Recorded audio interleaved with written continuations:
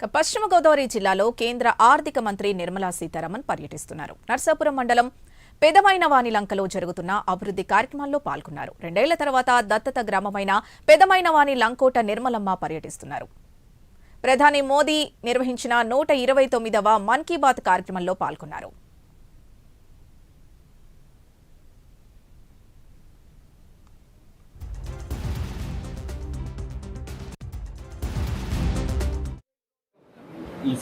EC branch engineering చేసేవా? Complete అయిందా? లేదు మేడం, అవుతుంది. స్వర్ణాంధ్ర కాలేజీలో సెకండ్ ఇయర్ చదువుతుంది. సెకండ్ ఇయర్ చదువుతున్నాం. Okay, then go on. ఇది అగ్రికల్చర్ డ్రోన్ మేడం.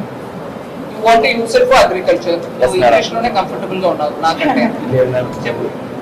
దీన్ని అగ్రికల్చర్ లో యూజ్ చేస్తాం. మన నార్మల్ గా అగ్రికల్చర్ లో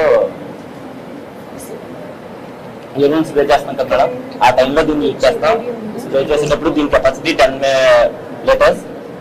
ఈ ప్రొపెల్లర్ వల్ల మనకి ఇక్కడ దీంతో స్ప్రే అనేది చాలా దీనిగా అవుతుంది.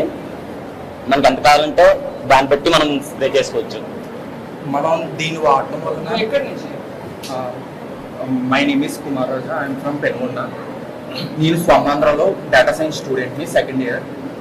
ఈ అగ్రికల్చర్ డ్రోన్స్ని మనం ఇంట్రడ్యూస్ చేయడం వల్ల ఫార్మర్స్కి చాలా టైం అనేది కలిసి వస్తుంది.